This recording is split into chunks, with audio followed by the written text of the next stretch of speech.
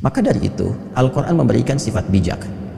Yang pertama, bagi golongan ahli kitab, Allah subhanahu wa ta'ala menurunkan firman-Nya. Terdapat nanti di surah yang kelima, surah Al-Ma'idah, di ayat yang kelima. Di antara rangkaian ayat ini Allah memberikan satu ketentuan khusus bagi kalangan ahli kitab.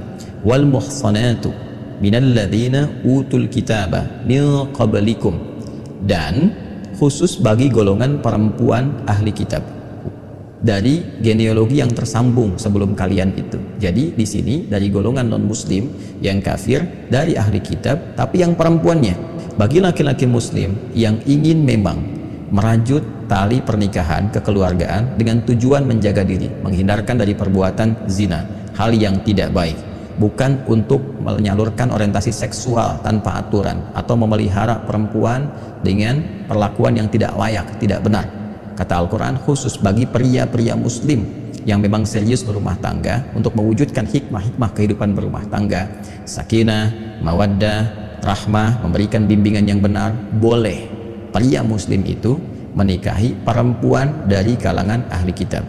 Ingat ya, ingat baik-baik bahwa redaksinya pria muslim dengan perempuan ahli kitab, tidak sebaliknya. Jadi yang dibenarkan adalah jika ada prianya, laki-lakinya muslim, perempuannya ahli kitab. Jadi bukan perempuannya muslimah, laki-lakinya ahli kitab, bukan. Jadi laki-lakinya muslim, perempuannya ahli kitab. Dan yang dimaksud ahli kitab yang saya jelaskan tadi, meyakini, mengakui kebenaran risalah Nabi Muhammad SAW, namun belum beriman, ya, belum masuk Islam, belum bersyahadat karena faktor-faktor tertentu. Tapi ada pengakuan dalam dirinya, ada kebenaran yang dia akui, dia tahu tentang itu, ya, maka dengan keadaan dirinya sebagai perempuan dan hikmahnya dalam kehidupan rumah tangga, laki-laki diposisikan sebagai pemimpin yang mengatur, membimbing, mengayomi, menyayangi, sehingga dalam posisi itu bisa membina rumah tangga dengan baik, membimbing istrinya, mengarahkan, memberikan pencerahan, sehingga diharapkan dengan itu pertama dapat menerima risalah Islam dengan baik. Itu satu. Yang kedua juga meminimalisir konflik-konflik yang mungkin terjadi dalam kehidupan rumah tangga, sehingga dengan itu potensi-potensi untuk tetap bisa memberikan nafkah, kebaikan-kebaikan, perlindungan, dan kemuliaan lain dalam kehidupan rumah tangga yang mendekatkan pada samarah itu lebih dapat terwujud. Sebaliknya, Islam melarang tegas bagi perempuan muslimah untuk menikah, berumah tangga, ya, berhubungan secara formal, ya, dan apalagi non formal, itu sangat dilarang, ya kan? Dengan laki-laki dari kalangan ahli kitab. Jadi perempuannya muslimah, laki-lakinya non muslim kafir dari ahli kitab, itu tegas dilarang, haram hukumnya, tidak diperkenankan. Karena ayat ini hanya membolehkan laki-laki muslim dengan perempuan ahli kitab.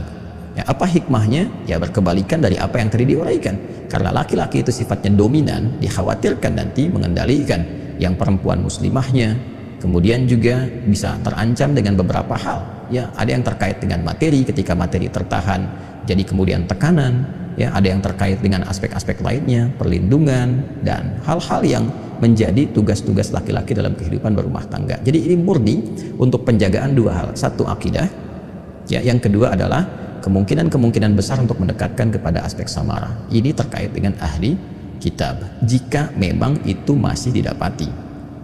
Tapi jika itu tidak ditemukan, seperti generasi-generasi kekinian yang tadi saya sampaikan dengan cukup panjang lebar, secara singkat saya coba uraikan, bahwa berganti generasi sudah berbeda persepsinya, karena informasi yang sampai pada generasi berikutnya bahkan sampai kini tidak didapati keterangan Nabi Muhammad SAW, sehingga pertentangannya begitu besar, penolakannya begitu tinggi, bahkan bukan sekedar penolakan, pengakuan akan ketuhanan pun sudah menjadi musyrik total, dalam arti memang meyakini Tuhannya bukan Allah, bukan hanya ada Tuhan lain selain Allah, bahwa yang ada keyakinannya adalah Tuhannya bukan Allah. Maka ini sudah bukan lagi disebut dengan ahli kitab, sekalipun boleh jadi ada yang menyematkan dirinya dengan nama Yahudi atau bahkan Nasrani, atau disebut juga sekarang, ya, berbeda dengan Nasrani, ada diksi lagi yaitu Kristen.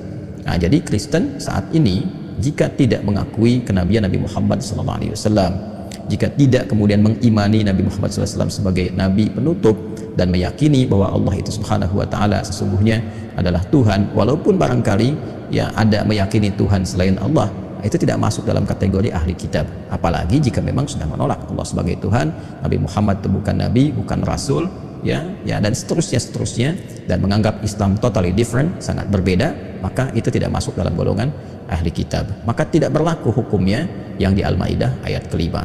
Maka Allah menurunkan ayat khusus di dalam Al-Quran surah kedua Al-Baqarah di ayat 221. Allah berfirman, wala tankihul musyrikati hatta yu'min wala amatun mu'minatun khairum min musyrikati walau a'jabatkum wala tunkihul musyrikina hatta yu'minu wala abdun mu'minun khairum min musyriki walau a'jabakum ulaika yad'una ila an-nari wallahu yad'u ila al-jannati wal maghfirati bi'idznih. Dan janganlah kalian menikahi perempuan yang musyrik, artinya golongan kedua dari non-muslim, dari yang belum beriman, sampai perempuan-perempuan itu beriman. Sungguh, bila pun ada seorang budak yang secara sosial dipandang kelasnya rendah, namun dia beriman, itu lebih utama untuk dinikahi dibandingkan dengan perempuan musyrik yang belum beriman, walaupun secara fisik misalnya atau status sosial begitu menarik. Pun demikian, jangan nikahkan anak perempuan kalian kepada laki-laki yang musyrik, golongan kedua dari non-muslim yang belum beriman dan tidak mengakui ketuhanan Allah Subhanahu wa taala, juga ke Rasulullah Nabi Muhammad sallallahu alaihi wasallam, sampai para lelaki itu mau beriman. Lelaki yang secara status sosial dipandang rendah tapi dia beriman, berperilaku yang baik, itu lebih utama untuk dinikahkan anak perempuan kalian dengan mereka dibandingkan dengan laki-laki musyrik dengan sifat-sifat yang tadi disebutkan. Sungguh mereka berpotensi membawa anak-anak kalian jika nekat untuk dinikahkan kepada situasi-situasi yang sulit, bahkan terancam saat kembali kepada Allah Subhanahu wa taala dengan ancaman-ancaman yang nyata. Karena itulah kemudian berpalinglah kepada ketetapan Allah yang lebih mengarahkan kepada nilai kemuliaan, nilai-nilai kebahagiaan, dan demikian Allah menjelaskan kepada kalian ketentuannya supaya kalian mengerti dan lebih mendekatkan diri kepada Allah Subhanahu wa taala. Ternyata ayat ini memberikan penegasan. Pertama, larangan menikah antara laki-laki dan perempuan beda agama, baik itu laki-lakinya muslim dengan perempuan non-muslim atau sebaliknya, perempuan muslimah dengan laki-laki non-muslim dalam keadaan kafir. Kategori yang kedua yaitu musyrik kafir dan musyrik secara bersamaan, bukan dari golongan ahli kitab. Jadi mutlak dilarang, mutlak diharamkan. Yang kedua, Allah menegaskan bahwa tujuan berumah tangga itu sejatinya adalah membangun ketakwaan dengan Allah Subhanahu wa taala dengan cara meningkatkan ibadah, meningkatkan amal saleh, dan meniatkan kehidupan rumah tangga itu untuk mendekat kepada Allah. Bagaimana itu bisa dibangun sedangkan pasangan hidupnya beda keyakinan? Dan ini problemnya juga akan mereduksi nilai-nilai sakinah yang sangat diharapkan dalam kehidupan rumah tangga. Coba Anda renungkan, Anda pikirkan, yang satu ke masjid, yang satu ke tempat ibadah lain. Di dalam rumah didapati situasi yang berbeda.